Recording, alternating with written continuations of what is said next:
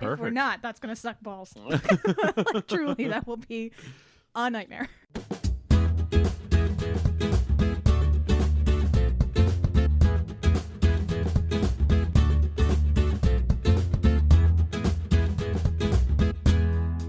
Hi, Alan. Hello. How are you? Oh, I am doing well. How are you? I'm fine. Yeah, I'm good. Hanging in there. Yeah. Yeah. That checks out. Yep. We're here. It's the Fic List, season 6. The 6th season. I cannot believe. I was about to say, it blinked. I feel like we should be, it feels developmentally appropriate for us to be in like season 3, and somehow we are 3 seasons past that. You're like, we should not be in first grade. No. We don't know the alphabet yet. I should have been held back. Yeah, we're solidly in pre-K 3. Yeah, exactly. Yeah. When is nap time? I should be playing with dinosaurs. I should not be learning how to speak like proper compound words. Stations, anyone? Anyway. Oh, goodness. Well, we're here. Yeah. Back from our break, our traditional mid-season break. So true. Do anything fun, Aaron? I'm trying to remember because it was like 6 months worth of time. So it's like, oh my God. I also, I made it a little outline for us for today. And delightful. What the outline said is, do intro banter, but do not get into a big long catch up because we'll do that the next episode. Oh, that's hysterical. Yeah. So, hello, friends. Our plan for today, we're going to record 2 episodes on this here Mother's Day 2024. I forgot about that. Oh, dear.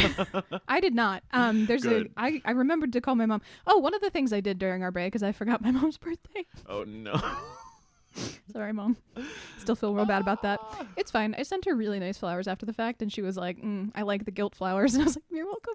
She says hi, by the way. I called her this morning. Oh, lovely. Yeah. Please tell her say hi. I will. Anyway, we're going to record 2 episodes, and it's going to start we're going to do a new version of the Fic List. We're going to change formats for like the 8th time in our history, where we're going to do 1 episode of old school, like book club style Fic List, the one you know and love that we couldn't do all of last season because of the strikes. And then our next episode is going to be a strike season style general fandom discussion, and we're going to alternate the 2. Not gonna lie, it's mostly because those are way easier to edit. And we just are like, we're at a point in our lives where we like really need that for ourselves. Alan, does that adequately cover the plan? I think so. Yeah, I would also say that like I feel like we saw quite a bit of love for the like more laid back format, more casual. So this is like, it's for us mostly. Yeah, but some for you. It's like 95% us. No, let's give it 75-25. That's better. Yeah. I like that. And like, it is kind of nice.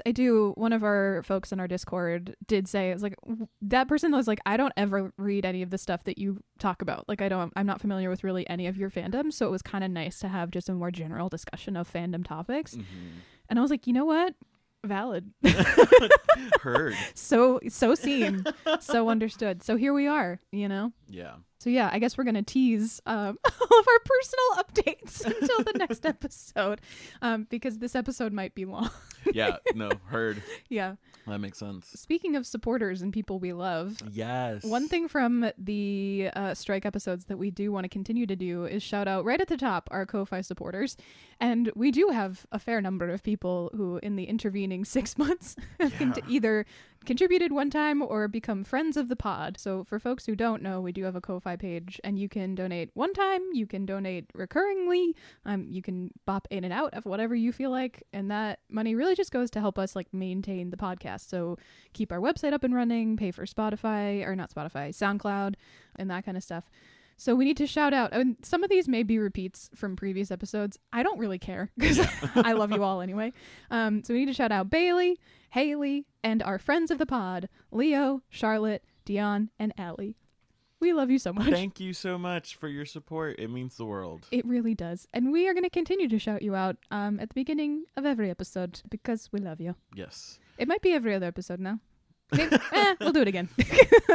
The point is your name will be shouted out. Yeah, that's the point. Okay. Also, we have a Discord. We do, yes. Yep. And we're actually going to have a game night in like 3 hours. So we got to get this episode done.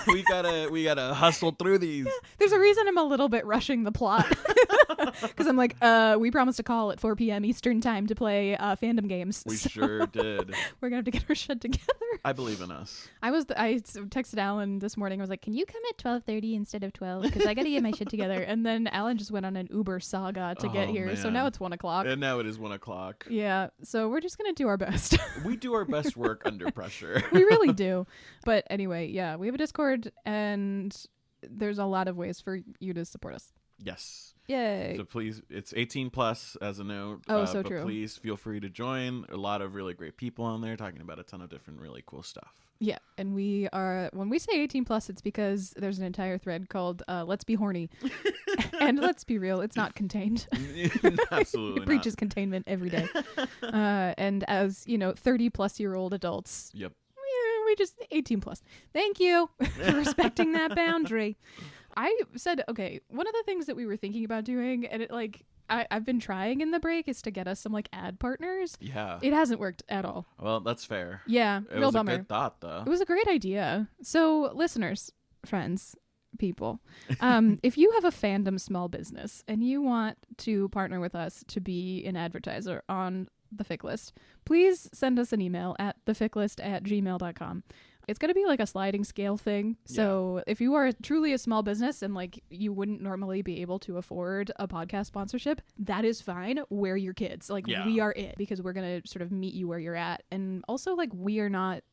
One of the things that I have been noodling on in the break has been like whether or not we should try to do some of the more like standard sponsorships that whatever.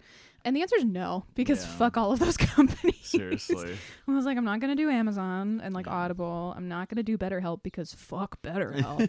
And like HelloFresh doesn't make any sense. Like all of these companies that do these like sort of standard. Yeah. So we want to do something different. We also just unenrolled from TikTok monetization because we made a grand total of $1.85. Woo! Profit! Yeah, for like 9 months worth of whatever. To be fair, I didn't try that hard.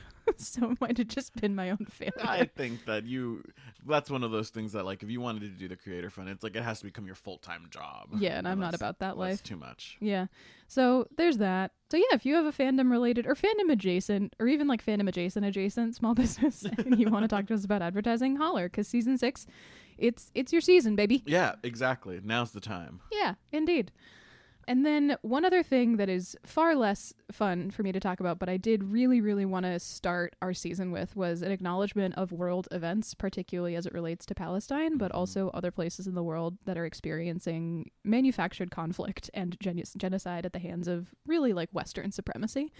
And I wanted to sort of highlight that we are in the middle of a really intense ongoing conflict in Palestine that is clearly escalating. It is May 12th, and Rafah was just invaded, and there are a number of content creators who are working together to try to raise money, to get people out, to send money to organizations that are doing work, relief work, trying to get humanitarian aid through the borders, which is nigh on impossible, and things like that. So we wanted to use our platform to highlight that work and support that work. Specifically shouting out Operation Olive Branch and Project Pass the Hat on TikTok.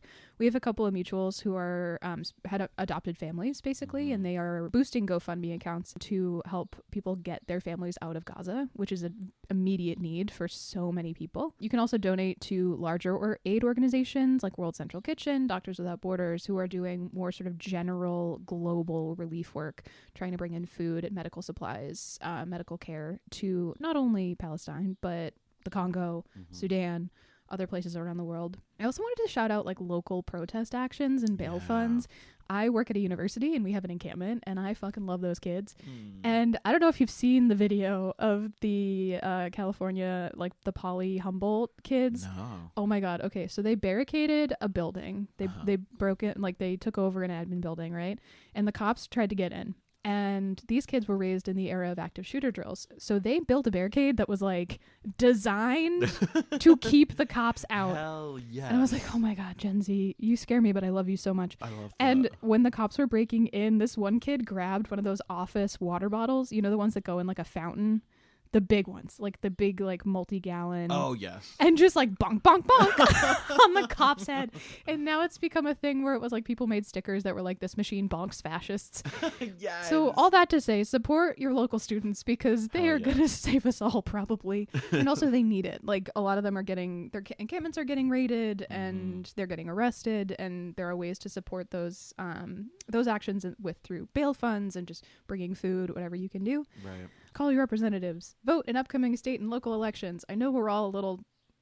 I'm certainly not in the mindset of like voting is the only thing and like a save us all, because it's really probably not. But voting is harm reduction. And like it is important to, even if you have strong feelings about a certain person or people that are going to be on the ballot at the top, you need to think about down ballot and your local elections. Specifically school boards and sheriffs and judges, like those things can make or break a community. So really look down, like regardless of how you feel about the presidential election, look local, vote local, get involved. And that also includes participating in your local mutual aid and organizing efforts. It's amazing what your community and your neighbors can do when you just try. And I think that is where the most valuable work is being done. And my last one, which is like, my thing that I like will throw hands about is wear a fucking mask. Y'all. I'm so sick of being the only person wearing a fucking mask everywhere. Yeah. Right? That's rough. And I'm like, the like literal minimum you can do of harm reduction in your community is to wear a mask because COVID is still here. It sure is. It is killing people. We can't even track it anymore because the government doesn't want to track it. And it's like, the best we can do is wastewater tracking, which is like after the fact. Please, please, please, please. I know it sucks. But put the fucking mask on your face and put it above your nose. God damn it. Oh my God. We're like 4 years into this shit. It like drives me crazy. I'm going to get off my soapbox, but please, please, please just wear the goddamn mask so I'm not the only one in the fucking airport. Anyway, oh God. I get really mad. Yeah, no. I'm like, I understand. Okay, some of us, like, I'm guilty of this too. I will go out to eat or whatever, and I take my mask off at the table, and like, sure. Okay, fine. Like that, you could argue is contributing to the thing, but I think there is a huge difference between that and walking around the fucking airport or the grocery store or like these major public venues and just all of your germs everywhere. Exactly. So yeah, that's my spiel. Thank you for letting me get that off my chest. I've been sitting on that for about 6 months. I think it's important that you say it, and I appreciate you talking about it. Thanks. Do you have anything to add? No, I think that everything you said was perfect. Great. How do we segue out of my soapbox? Maybe I should have saved that for the next episode. I did have that thought halfway through, and I was like, look at her go. She's doing great. Yeah. You know what? This is a Pride episode, goddammit. And Pride is equal parts revolution as it is parade. Actually, I think it should be more revolution than it is parade at this point, because we have a lot of things that we as a community should be throwing our hat in the ring for. Hell yes. Yay, Pride! Pride! Woo! Fun. Yeah. Ooh. Wear a mask to Pride, too.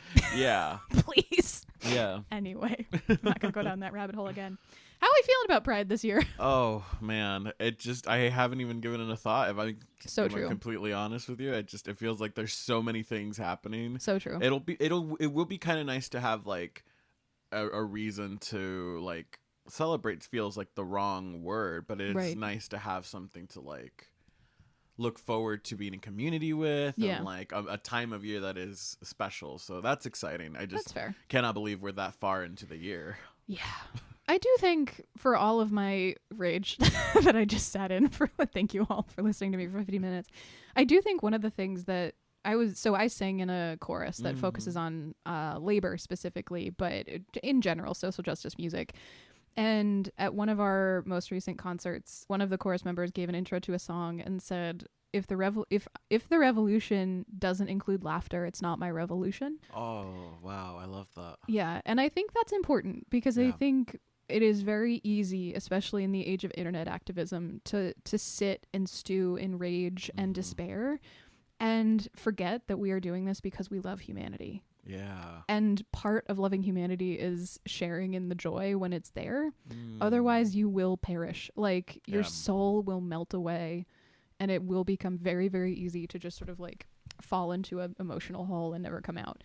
So, like, as much as I, say like do all this serious work, I think singing and like partying to a degree and like sharing in collective joy is part of liberation work. Yeah. It's a critical part of liberation work. Right. I would agree. So we're going to talk about smutty fan fiction in celebration of liberation. Joy. Yeah.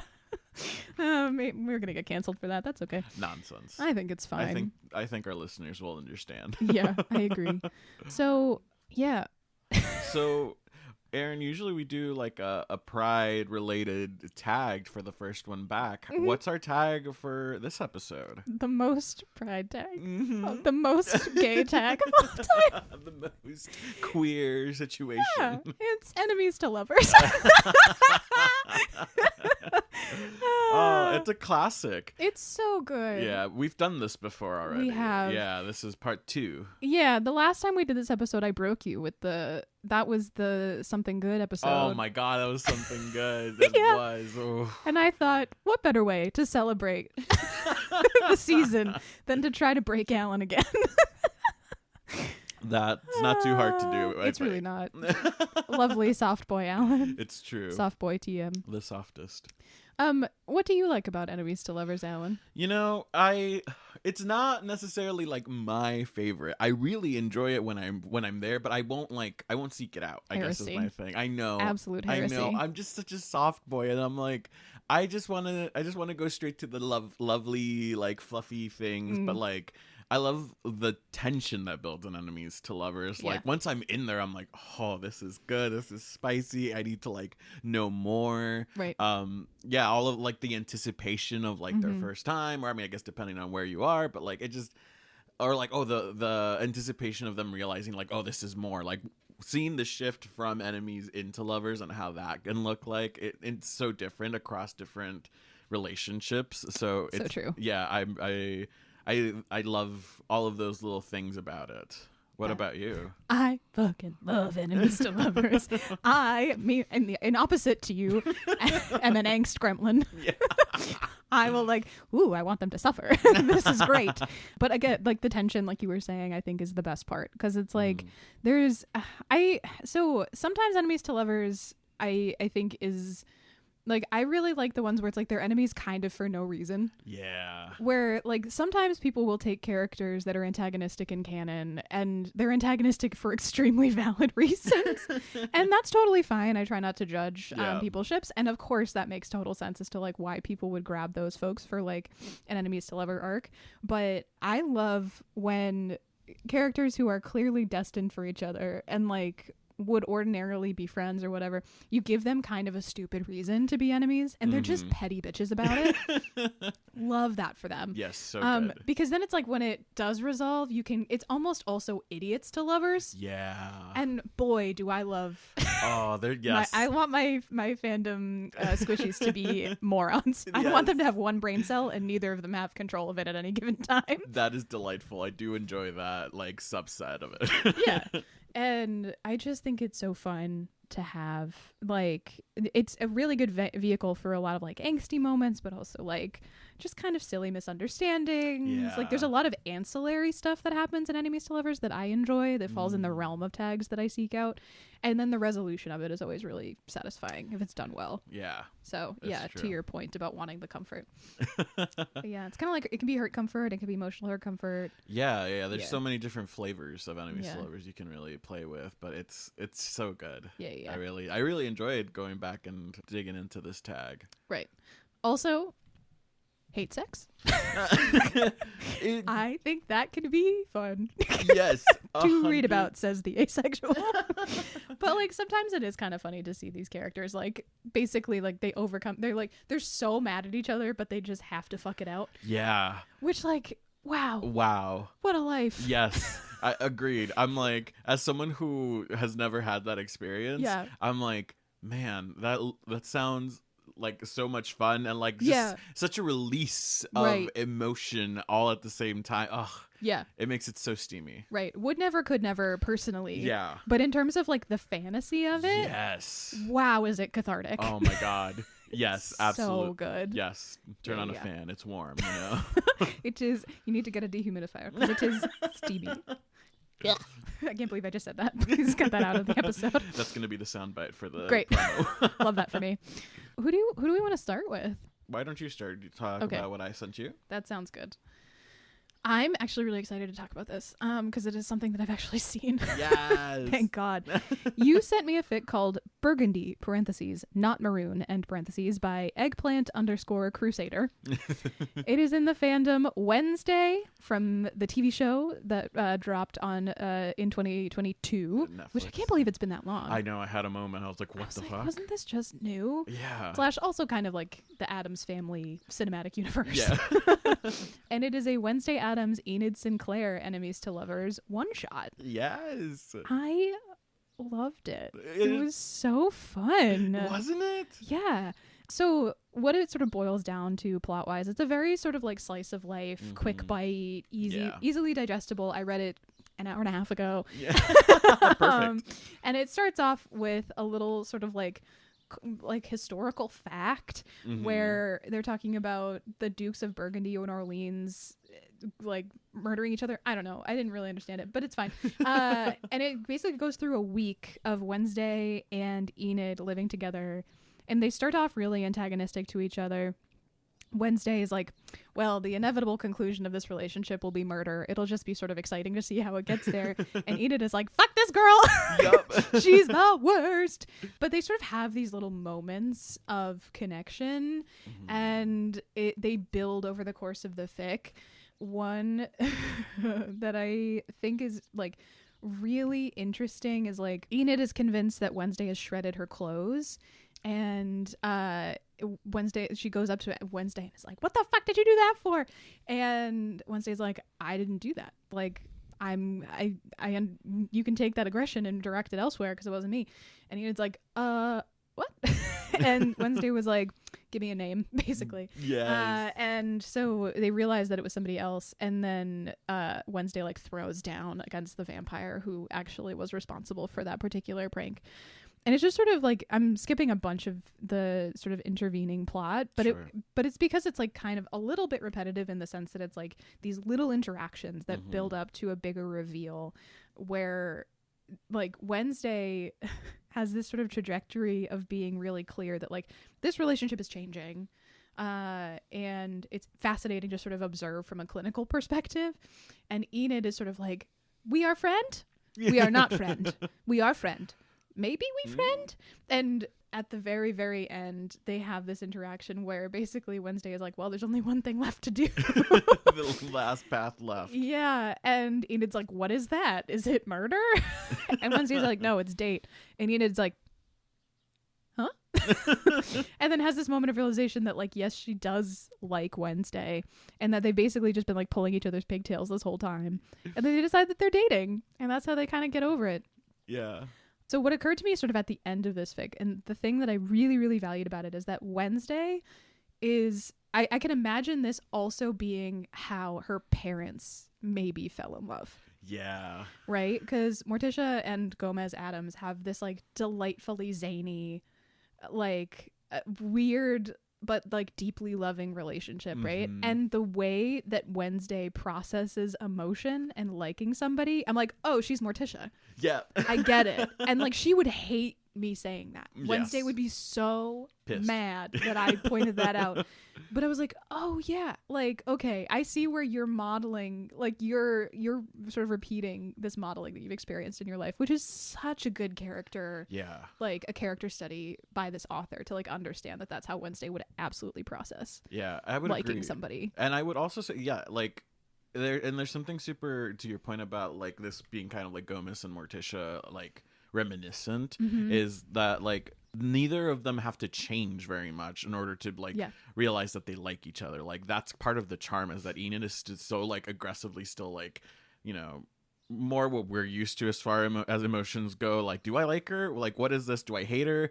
Are we friends? Etc. And Wednesday is very like analytical, as you were saying, and that doesn't have to change. Like she doesn't have to become more like, oh, emotions based in order to connect to Enid. Like very much Wednesday as herself and Enid very much as herself come together and like realize they like each other. And there's something really nice about that because the Addams Family to me has always felt about like, you know, it doesn't matter what you look like, etc. It's all about what's inside. And I feel like this fic really captured that. Yeah, definitely. I also think it is an interesting take versus what happened in the show. Because the show did not go this route. No, it did not. And it absolutely should have. And in the show, there's the whole like weird love triangle thing. And I know, what's the actress's name who plays Wednesday?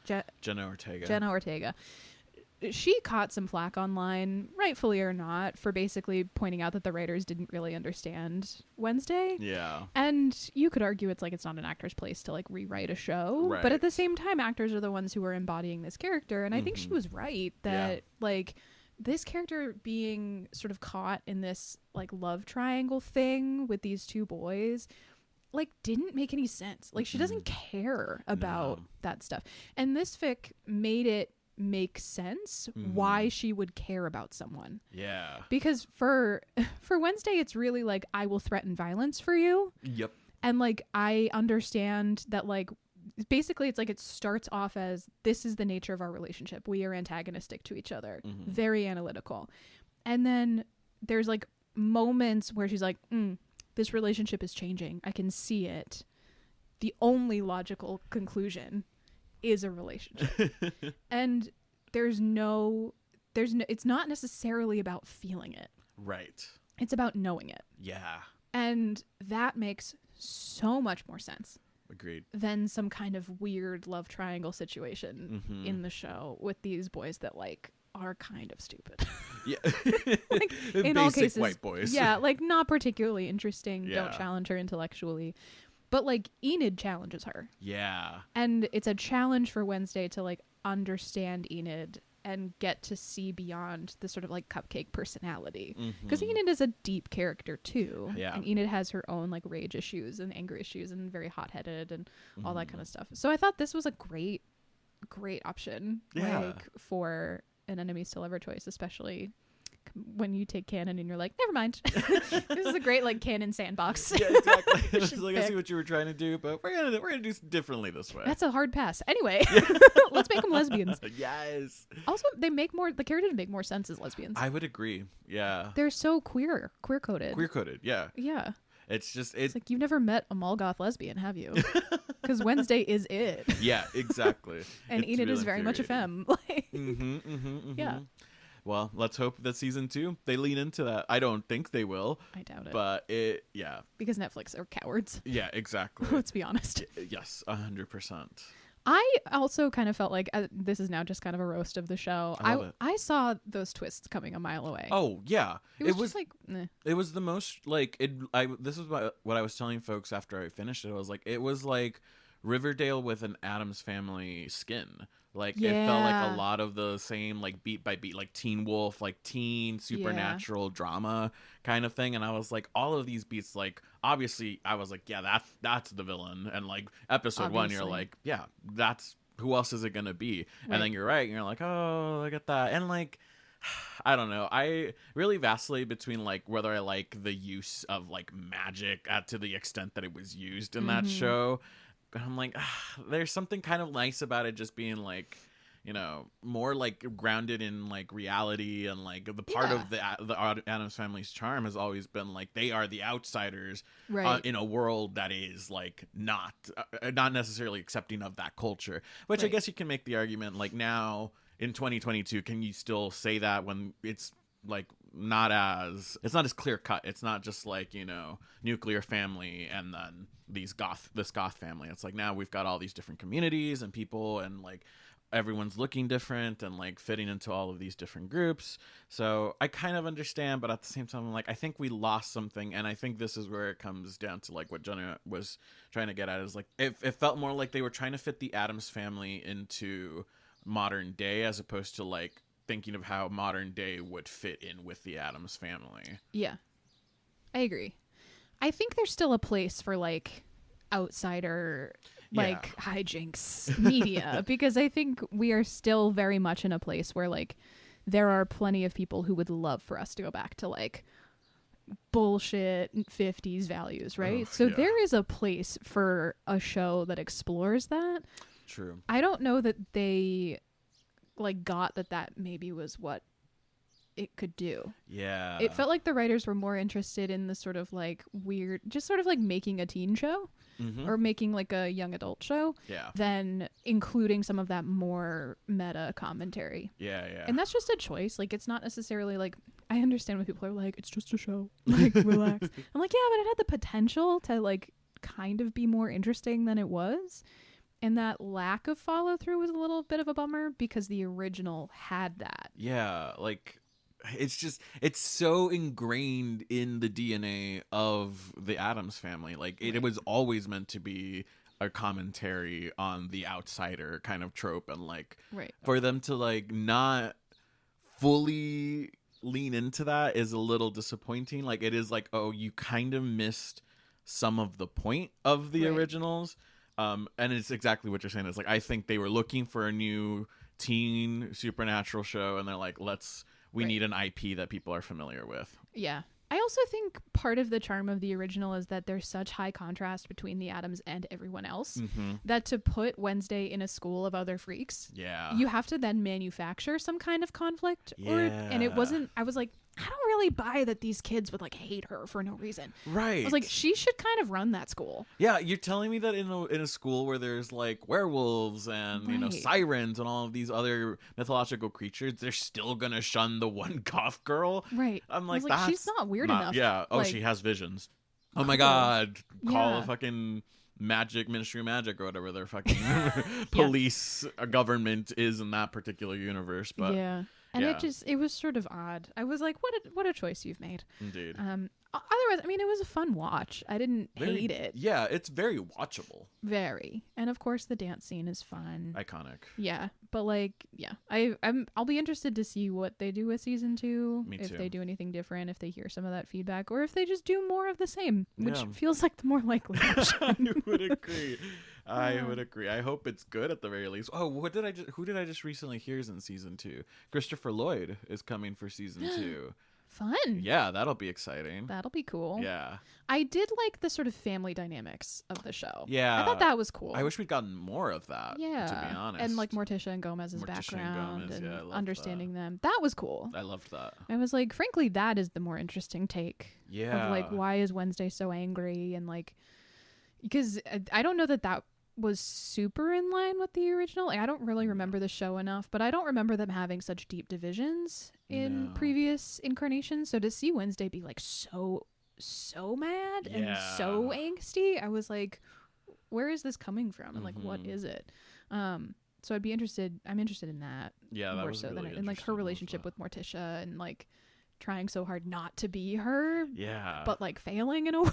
And I was like, I don't know that you ever like hated your mother in the original like that. Yeah, but and that's one of those examples where it's like that's interesting to explore, where you're like, okay, she's a teenage girl going to the school in which her mom was like this star person, like in every club, everyone knew her, very popular. So it's like there's something there to play with about like the rebellion of like trying to not be that person or trying to find your own way in the world. I can respect that. Yeah. I just don't think it was always done very well, but I did think it was really interesting to get that. What does Wednesday Addams' teenage rebellion look like? True. I was like, well, I guess it looks like murder, but it's not really like, I was like, that's not really rebellious for the Addams. They love that shit. So yeah, that was sort of the thing. I was like, this is an interesting juxtaposition of like potential versus what you chose to do versus, and it's like expectations versus like what actually happened and things that were meant to be. I feel like things that were meant to be surprising weren't as surprising as they were setting them up to be. Right. And then a couple of moments that weren't really meant to be big reveals felt like more big reveals than they were. Yeah. Like the headmistress thing. Yeah. Was really fucking cool. That was a good one. Yeah. Yeah. And I was like, oh, this is the first time I've been surprised by the narrative. Yeah. And they didn't even make like a big deal of it, really. I know, they kind of did. Yeah. They were like, oh, this is a cool moment, but it wasn't like pivotal in the same way. Meanwhile, I'm like, like the idea of a shapeshifter is like that changes the whole narrative in a lot of ways. It could be if you do it right. So like the fact that we're just kind of glossing over this is like a little wild to me. Agreed. But whatever. I had a good time. Yeah, exactly. I love this fic. It was really fun. Good. I'm glad you enjoyed it. Thanks. Oh, I have to rate it now. I was gonna say we're getting back into the swing of how to do this podcast because it's been like 2 years. A year. Well, a year. We did one. Year and a half. Split it down the middle. We did one before the strike started last year. So I guess we did two because we did the one. We did that one in the can. And then we had it later. And we were like, well, I guess we'll just post it, even though it's completely irrelevant. Was done. Yeah, we were like, guess what's already done and edited. Yeah. I think this is a solid 4 out of 5. Thanks. We had a great time. That's great. I've eaten some almonds. I've turned a new leaf. I'm gonna be chill. No, I'm not. Let's not set you up for that. I think it was delightful. I had a great time. Yeah. Oh man. Good. I'm really glad you enjoyed it. I think, I also had a similar lovely time with it. Yeah. Also, shout out to the additional tags, which are fluff, enemies to lovers, and by lovers I mean they hold hands. It's disgusting. They're also kind of really stupid about the whole thing, and I have no regrets. I love tag language in AO3. So funny. It's so funny. So yeah, that's the story, Morning Glory. Excellent. Well done, team. Well done. Good start. Incredible. What did I send you? You sent me a Stranger Things fic. Who's surprised? Yeah, to start us off. New Magician's Whomst? Oh, man. Yeah. Look, I find one thing, and then I stick with it. For many seasons. For many, many seasons. I did try really hard to find something else, but this one was just too perfect. Yeah, but you know what? I had a similar moment when I saw it. I was like, Aaron, please. And then I started reading, and I was like, fine. Yeah, that's why. Great. So you sent me a fic called "Carve Your Name into My Chest." It's written. It's on AO3. It's written by Hexie Writes, Hexie, and the summary reads: Eddie Munson just wanted to play hockey. That's almost all he's ever wanted, since he was old enough to realize it was an option for him. And now he's at the top of his game, one of the best players in the NHL. Everything would have been perfect if it wasn't for the small matter of the thing he's got going with his longtime rival, goalie Steve Harrington. Ooh. I love this fic. So, in case it wasn't clear from the summary, which was a good summary, it is a alternate universe hockey moments, which I can't believe you've already used this, because I was going to suggest next tag, a hockey you use. I have more. It's fine. Okay. Hockey and ice skating I use are fun. This is not the only one in my repertoire. That's hysterical. Okay, so Eddie is playing for the Boston Bruins. Yeah, my home team. I love that for you. Yeah. I know. I saw that they kept talking about Boston, Massachusetts. I was like, I love the Bruins. I love that. Da Bruins. And he is like what are they called? Like a forward. So he's like he strikes. I don't know. He hits the lingo. puck. He shoots the goals. Yeah, he shoots, he scores. Yes, and Steve Harrington is the goalie for the Montreal. Oh, what are they called? The Montreal Canadiens. Mm-hmm. They call them Habs for Les Habitants. Mm-hmm. Eddie and Steve are both like at the top of their game. And that's why they're kind of pitted against each other in this fic, or in like the world of this fic by the media. Like, oh, the straight-laced, like perfect golden boy Steve Harrington goalie doesn't like, what do they call him? Shutout Steve Harrington. Yeah. Literally doesn't let any fucking pucks past his net. Right. And then Eddie the Freak Munson is Chaos Gremlin. Chaos Gremlin, exactly. And like, first of all, this fic really nailed them. Like, I was like, oh, this is like, they really got the characterization down. It's incredible. And so we started a game between them, and so you really see this like dynamic play out on the ice. And then afterwards, they get into a little bit of a scuffle in the parking lot, and you're like, oh my God, they're fighting already. And in the midst of that scuffle, Steve like whispers his hotel room to Eddie, and you're like, OMG. And then later that night, they bang it out in some of the hottest hate sex I've ever read. Remember when I said hate sex? Yes, I know. I love that you were priming everyone for what was to come. This is definitely foreshadowing. It was really, I was like, oh, so good. I understand. Like that was the moment I was like, oh, fine, I guess this is a really good enemies to lovers, because damn, it was so good. They just like the start of the fic being a game or a match, and then going into like them hate fucking each other afterwards was so good. Yeah, I really loved that. And then so essentially you find out that they've got this setup going where like every time they are facing each other, usually I think it's in Montreal, whenever Eddie's there, they will hook up. Whenever they're at away games, that kind of a thing. But they never kiss. They don't text each other. It's like very hush hush, secret. It's been years now, I think. Yeah. So you're like, okay, that's lovely. Yeah. I enjoy that a lot. I love a long game. Yes. Oh my God.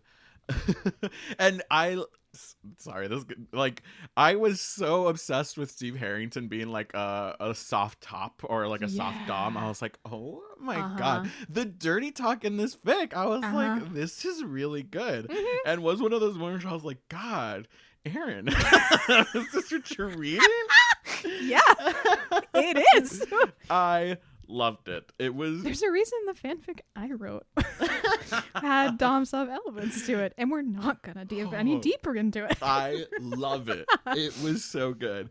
And so after one of their encounters, Steve is like, okay, let's make a bet. The next time one of us loses, we send a dick pic to each other. Yep. And they're like, and Eddie was like, that's weird. We've never done this. It's always been like super physical, like super like aggressive. And he's like, okay. And so they like exchange phone numbers. And because they're both fully in the closet in the NHL, no one is out in the NHL, they save their numbers as like girl names. So Eddie's like Eden and Steve is Steph, which is really funny and cute. Yeah. And so the next time that Eddie's the first one to lose at a different game. And so he's like, do I send anything? And then he's like, I'm sure Steve completely forgot about it. Steve did not forget. Steve was watching the game and was like, I'm waiting for my pick. Yeah. Steve was on his phone. Yeah. He was like, phone at the ready. Exactly. And so then so Eddie like pays the piper. And then they start like, oh, Steve sends like a voice note. Yeah. And this is like totally new territory for them. Eddie's like, what the fuck is happening? But also it's the hottest fucking thing that's ever happened to me. Right. And so you kind of get the sense of this like, oh, this is progressing. And this is the part about like enemies to lovers or idiots to lovers that I really love. It's like when things progress and the characters aren't aware of like where they stand. Yeah. They're like, I can feel things are happening and things are different. But it feel good, so I know ask. Right. I know ask question. Yeah. What if go away? Exactly. Yeah. Don't want go away. I know want stop. But also what? Yes. Very fun to read about. Exactly. Yes. It was so good. And so they're like texting back and forth. It's really cute. It's really sweet. Like they hang on. I'm just making sure I'm not missing any story beats. It's fine. I skipped so many story beats in yours. Yeah, no, that's fine. I regret it. It's fine. No, we can't go back and do it any different. It's also like it's too late. It's done. It was such a short fic, so there's not a ton. Friends, go back and read that one. It'll be linked in the Google Doc that we share. So read it. It's really good. Anyway. Yeah. And so then they're going back and forth between these things. They're sending dick pics. They're like sending voice messages, and Eddie's like, this is starting to feel like different than it has.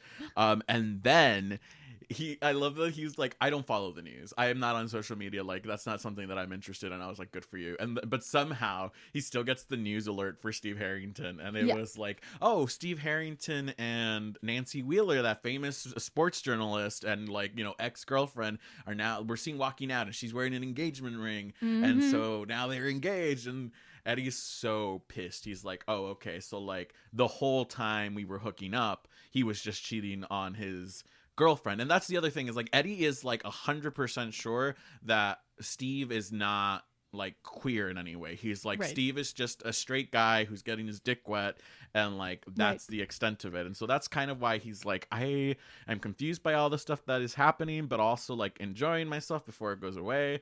And so to find out that he's like engaged to Nancy Wheeler is a lot for him. And so he just ices Steve out and ISIS. Took me a minute. Yeah. And I think the next time one of them loses, it is Eddie. Next time Eddie loses, Steve texts him and he's like, hey, you know, I saw, you know, good shot, or like, you know, that it's hard to get past that goalie. Like you did a good job anyway. Mm-hmm. And then 40 minutes pass, and then he's like, I'll be up whenever you want to send that pic by the way, just so you know, winky face. Yeah. And then he's like, go fuck yourself. I'm never talking. Not subtle Steve Harrington. Exactly. And so they kind of go on like this for a while where Steve's trying to reach out and he's like, go fuck yourself. Yeah. Foreshadowing. Uh-huh. And then at a certain point, Eddie and Steve meet up again, and like they're having a game against each other, and Steve is like trying to get his attention. He's like, we need to talk, Munson, like what the hell. And Eddie's like literally not paying attention to him the whole time. After the game, Eddie's the last one in the showers, and he's just finished up. He's wrapped his towel, and who walks in but Steve Harrington. And he's like, what the fuck, what's happening? And Eddie's, you know, tells him like, oh, you know, you and your fiance, blah, blah, blah. And Steve's like, you're a fucking idiot. If you'd thought 2 seconds to like the next day look up any more news, you would have seen the fucking furious retraction that Nancy Wheeler had them like print. So he's like, she's my best friend, and she is engaged to Robin, this other super badass lesbian hockey player in a different team, and one of the women's teams. And he's like, oh. And so then Steve sucks his dick. They fuck about it. They fuck about it. That's hysterical. And then it's all good and well again. You know, things are getting deeper. I think like they start spending the night kind of situation. Like they're starting to cuddle. Like it's getting intense to a point where Eddie's like, I just have to make sure I don't fall in love with him. It goes from sex to intimacy. Yes, and exactly. That's the moment where they're like, oh fuck. Yes. What do I do with this? Exactly. And then they have this All-Stars weekend essentially where like certain All-Stars from the NHL all come together, and they have like random little, what are they called? Not like scrimmages kind of thing, like games that don't really matter, like little events that are like fun. Challenges and stuff. Challenges, like, you know, who can a goalie best and like stop the most amount of pucks. Of course, Steve wins, and who's the fastest? Eddie was supposed to win that one, doesn't. Steve beats. Oh no, someone beats him, but I don't think it's necessarily Steve. I think it was Jason. It might be. Was Jason the one? Because there's another hockey player on another team based on Jason from the show who's like just an asshole. And during this time, and like throughout the whole fic, he's just kind of one of those assholes. And like one of the reasons Eddie doesn't specifically want to come out in the NHL is because he knows that like there are a lot of fuckers in the NHL that it's just going to be like bad news bears. Exactly. And they're already calling him names and already making fun of him for being quote unquote a freak. Yeah, exactly. So. And like in the whole time he's like emphasizing internally, he's like they don't even know. Like this is just based on their assumptions. So what would happen if everyone knew that I am queer? So he's very deep in the closet, even from his friends who are extremely nice. Yes, exactly. Because he's just so worried about the repercussions. And so at this event, Steve won his event, Eddie lost his. And so the bargain there was you know, who sucks each other off afterwards. And so Steve goes to Eddie's hotel room. They fuck around. He spends the night for the first time, and it's like this lovely thing. And then that morning, one of Eddie's teammates, who is pretty sure that Eddie's not straight, like comes in and he's like, is the guy still here? You have to go. And doesn't realize it's Steve. It's like, holy shit. Basically, someone saw Steve come into Eddie's room, took a picture. Eddie came out in a towel, so it's like very sexually suggestive. However, Steve was dressed like every other man in Tampa, Florida, with like the beige shorts, the sandals, and like a hat. So they couldn't tell it was Steve. So Steve still in the closet. Eddie has been outed. And like now they're like dealing with the repercussions of this, and so Steve has to make a kind of last minute choice. Do I stay? Do I go? He like goes, he panics and goes, which is like understandable, but breaks Eddie's heart. And then it kind of is like really a lovely surprise for Eddie that like people seem more accepting of it than he expected. Like there were still definitely people who are not. People are still screaming very insensitive slurs and stuff like that from the audience, and like, you know, Jason he bumps heads with, etc. And he has to deal with like the higher ups. I was about to say like NHL like CEO and stuff like that is telling him keep it out of the locker room or whatever, and they are more interested in making sure that the narrative fits nicely with like, oh, the NHL's first openly gay player, than necessarily about how Eddie's feeling, which is a sucky thing, but like I think this fic does a really good job of balancing the good and the bad of the situation, being like, you know, there's bad, but like ultimately it's kind of outweighed by the good. Like and so at the All-Stars weekend, he comes out to do like this 3v3 game they have, which is like their exhibition match. He's on the same team as Steve, and it's like, oh my god, they're rivals on the same team or whatever. He comes out and there's like rainbow flags everywhere, and it's been like 24 hours, less than that actually, since he's been outed. And so like to see the immediate outpouring of love and support was really lovely in Florida of all places. And at that game, Jason is being a total homophobic asshole. He says something to Steve about like, oh, watch out with Eddie, you know, like don't want him to contaminate you or whatever. And Steve loses his shit. Again, Steve is a very clean cut, golden child, like has never gotten into a fight, very mild mannered as far as the media is concerned. So he just full out decks Jason, and they get into like a whole fight, and it's like, what the hell is happening? Right. And so after that, their relationship is not quite the same. They're still separated, like, you know, and Eddie's like, I can't risk Steve being outed too. Like, I wouldn't want something like that to happen to him. So he's trying to create some distance. And Steve is like, oh, like, I don't know. And like, they have sex one more time. Steve bottoms. It's everything. It's wonderful. But it's also like gentle. Yeah. It's like so sweet and like, oh, you're like, oh my God, it's over for these fools. They're so in love. The shift from hate sex to like gentle intimacy. It's so good. Oh boy. Wonderful. What a trajectory. Indeed. And so after that night, Eddie's like, I have to break up with him. And so he does. And he's like, you know, I have to be with someone who isn't going to bolt out the door. Right. You know, he doesn't want to be anyone's secret. Exactly. I can't do that. And Steve is understandably hurt. They don't talk for a very long time. Eddie's not doing well, but he's like, I'm doing my best, which is as well as anyone can do. And in the time, like the weeks, month, I don't know, that they spend without talking, Steve has dropped an interview with Nancy Wheeler that everyone and his mother is telling him, have you seen the interview yet? Yeah. I really think you should see the interview. You should watch it. Yeah, and Eddie's like, I don't want it. It's like a YouTube video. Yeah, exactly. Yeah. And he's like, I don't want it. It's going to hurt. And he's like, whatever, I don't want to. And everyone's like, I really think you should. And he's like, unless that man is looking at the camera and saying, I am not straight, I'm not interested. And everyone's like, boy howdy. I really think you should watch it. Yeah. He does not. He's very pig-headed about this, whatever. So they're coming down to, I think, one of the last games of the season, and it is against it's Bruins versus the Canadiens. It's big. Everyone's like, oh God, what's going to happen? And so they're warming up, and Steve like comes out from like the goalie box and is trying to talk to Eddie, and it's like they're skating parallel, and it's like, hey, I need to talk to you, please, like I think we should chat, etc. Has texted Eddie. Eddie's completely ignored him. Eddie's like, no, whatever, and fully just trips on the ice, which he's never done. Like doesn't trip on anything else, doesn't bump into anyone, just fully falls flat on his face. And like the team captain or something's like, all right, get over here, you fucking idiot. Yeah. Takes him into the locker room and he's like, all right, guys, it's time. And so like teammates hold him down to the bench as the YouTube video is pulled up on a phone, and they're like, you are watching this. And he's like, no, I don't want it. And the teammates are like, you don't have a choice anymore. You've lost the privilege of choosing. Yeah. So they like play the video, and it's this very lovely YouTube channel that Nancy has started, which is what is it, Proud in the Ice or something like that, Out on the Ice.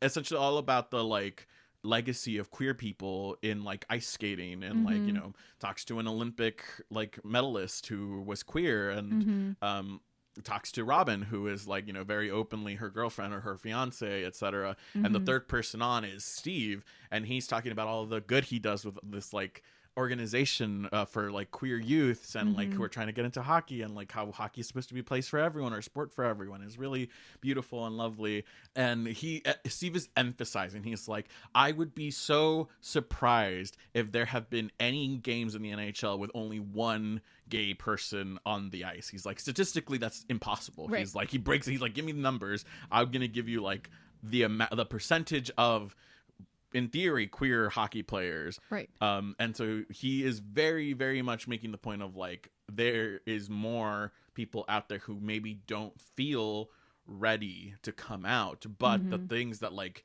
Eddie is doing are helping them feel like they can stop running. And he's like, this is the clear at the camera. He's like, people are ready to stop running and start being themselves, etc. It's very clear, being like, I am queer, right, and I am ready to come out. I am not running away from you, Eddie Munson. Exactly. Also, I be gay. Yeah, I be gay. And Eddie's like, whoa. And so they have their game. And so to add to this, Eddie is 3 goals away from like breaking 300, which is like this huge stat for young players. And it's like, oh, he's one of or the youngest to have done it in the NHL history. So it's like, it's a huge deal. And he keeps making a point of like, I know I could hit that next week because this team sucks, but how fucking cool would it be? It's in Boston. It's a home game. It's against my rival. Right. I need to get to 300. And so, oh man. And when he does, I I felt chills. I was like, yes. It's like this beautiful moment of like victory for somebody who's been going through it. It's so good. And then like they call it a hat trick, so they all throw, like, the audience throws hats onto the ice when he does it, which is a hockey thing. Yeah, and they have like rainbow hats, and like again, all of the support that he's gotten is so beautiful and lovely. And I'm trying, and so the game ends, and Eddie's like, okay, now I can go talk to Steve. I'm gonna send him the address to my apartment. We're gonna, like, this is gonna be awesome. And then Steve, I think they're like shaking hands at the end of the game, and it's now the last two in their lineups are Eddie and Steve. They shake hands or whatever, and then Steve just straight up takes his fucking helmet off and kisses Eddie right there, and like so he's come out, right. And it's like, oh my god, there's cheers, and like everything's right in the world, and that's the end of the fic. It's very rom-com. Yes, 100%. Very rom-com. Such ending. A rom-com ending, yeah. And that's it was wonderful. I had such a blast the whole time. I love to, like, the author includes a glossary of hockey terms that are used in every chapter, which was helpful. I skimmed and I was like, context clues, we're just gonna have to figure it out. We're just gonna roll with it. I was like, I'm not a sports girly, no. So this is a lot, but I'm just gonna go for it, and it was fine. Totally made it, like, make do. There was one or two things that I had to go back and look up, and I was like, oh, okay, that makes sense, but it wasn't too bad. It was so good. I really thought they used the characters in a really genius way. I loved setting it in, like, the hockey, like, such a emphasis on the NHL, and like specifically about athletes who are in the closet or don't feel comfortable enough to be out in the public eye yet. And like, it was excellent. The enemies to lovers, of course, has worked completely. I was gushing about it the whole time. The hate sex was perfect. The soft, intimate sex was great. It was truly a wonderful fic, and I was like, yeah, all right, I get why you sent this. Y'all can't see my face right now, but have you ever seen that gif of SpongeBob when Squidward admits that he likes the the Krabby Patties, and he's just like, That's my face. Oh man, well done. Kudos to Hexy Writes. This was excellent. My one kind of gripe with it, and I think you kind of picked up on it right there at the end, is like, I was not a fan of the rom-com ending there. Yeah. I really wanted them to have, like, a conversation, or to, like, I don't know, to end in some, like, end with them on a more personal level. But I understand, like, there's something really lovely about the fic ending on this huge romantic public gesture. Like, I get it. Like, that's kind of what the fic has always been leading up to. I personally, as a reader, wanted the little more, like, I wanted the bow tied at the end, but that's just my own preferences. Like, I don't think it's a knock on the quality of the fic. I think that's just, like, if I was writing my perfect fic, that would be my one critique.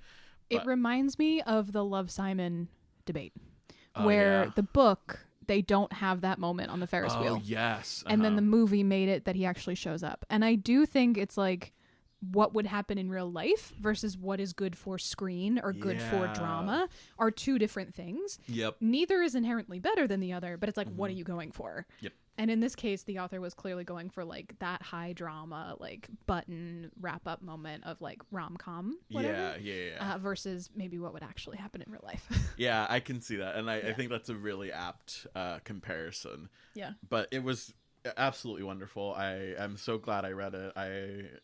It was great. Please read it if you are at all interested. So good. Yeah, it's wonderful. I feel like I was like, okay, this is a Pride episode, and like, I'm gonna throw my ice hockey in the ring, because ice hockey is like so funny to me that it's such like a guy's sport. Yeah. But like, fandom has turned it into such a girly thing. And I was like, you know what? That's fine. I love that. We're gonna roll with it. Hell yeah. And I think it's because there's so much like homoerotic tension. Yes. And it's like, it's a sport where violence to a degree is like part of it in a way that other sports really don't allow. Hockey's like, as long as you don't like really hurt someone, it kind of goes fine. Like, you're pretty much allowed to like, you are allowed to hit a certain level of violence that is within acceptable limits. And of course, like, we could talk about the seriousness of that in a different, because there's whatever.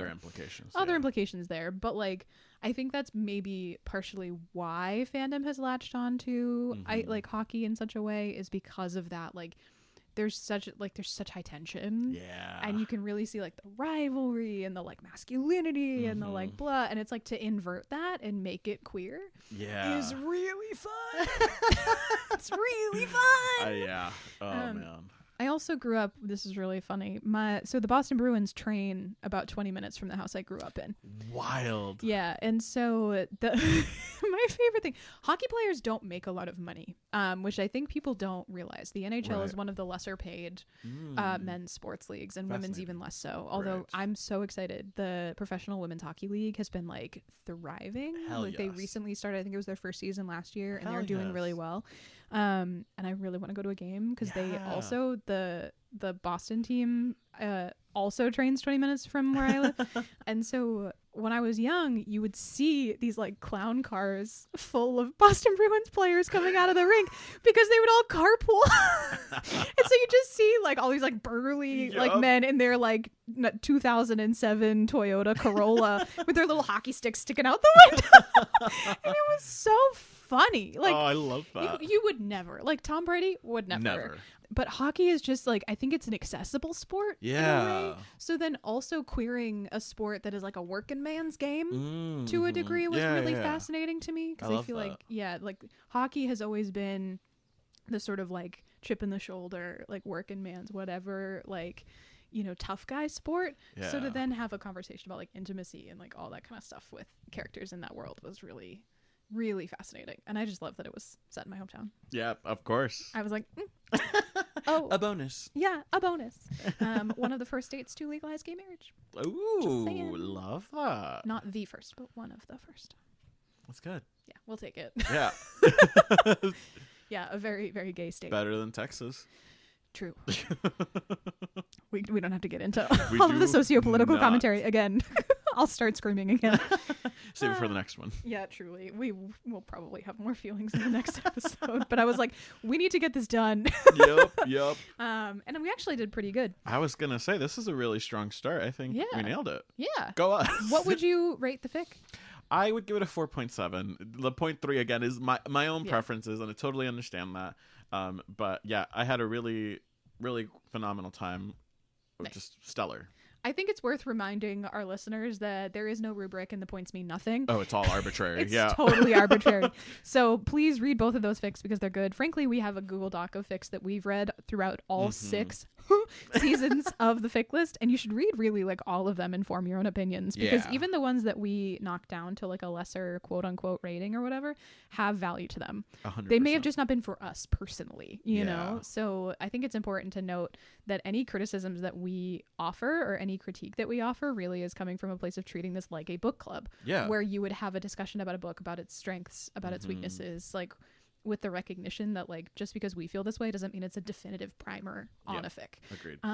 So yeah, I liked the rom-com of it all personally. But I do fully understand where you're coming from because it is very much a big romantic gesture that feels in a fic that feels really grounded. Yeah, exactly. To then have this big romantic swell like right at the end is a little jarring. Yeah. And I really love that you brought up the fact that like the film versus like written media form because I think like as I think about it now, if I had been seeing that, if I saw that in a movie and like I can imagine like the crowd cheering and like the music swelling and like the visual of them on the ice, I'm like chills. I'm like, oh, whoa, yes, that's incredible. But as you're reading, I was reading in a car on my phone. So true. 5 inches from my face, and I was like, so true, bestie. It's also like it's out of like the rom-coms are usually so glossy about intimacy, like it's often fade to black. Like this is a fic where the sex is front and center. It's very like seedy hotel rooms,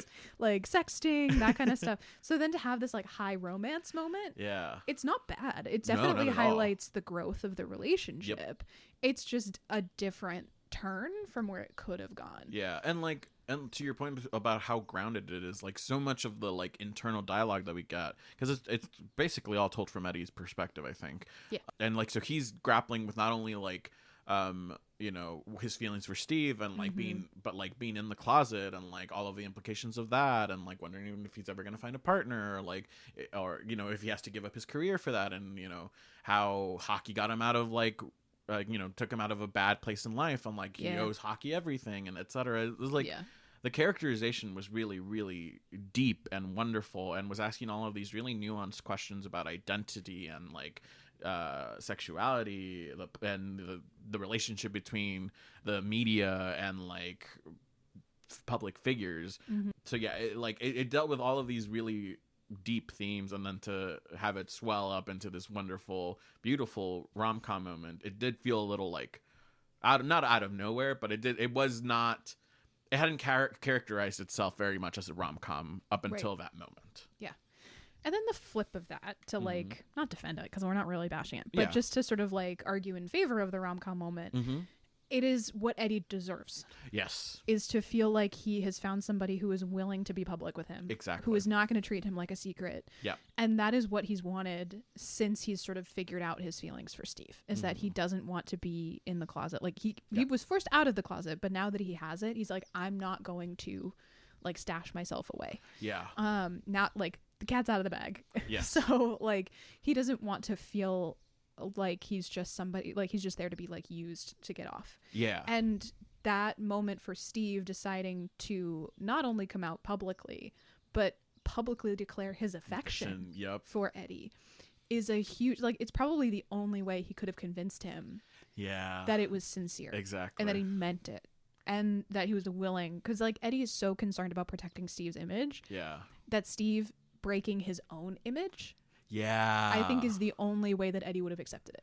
Yeah, and that's a really good point, because he brings up like part of the hate that they have at the beginning of the fic, or the reason Eddie hates Steve is because of how put together he is and like how unshakable he is. And so part of the like heat of the hate sex is the like, oh, I love being able to be the one to break him, like see his composure break in that way. So yeah, which is like so good. Oh, I love that trope. It's so good. It's so good.